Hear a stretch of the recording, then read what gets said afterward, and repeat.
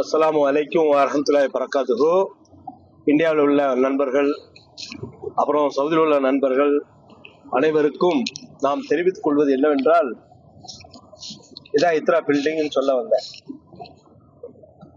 18/1/2026 Aramco நாக்கிலுக்கு போய்கிட்டு இருக்க அல் அஸ்ஸா இந்த ரோட்ல தான் போகணும்.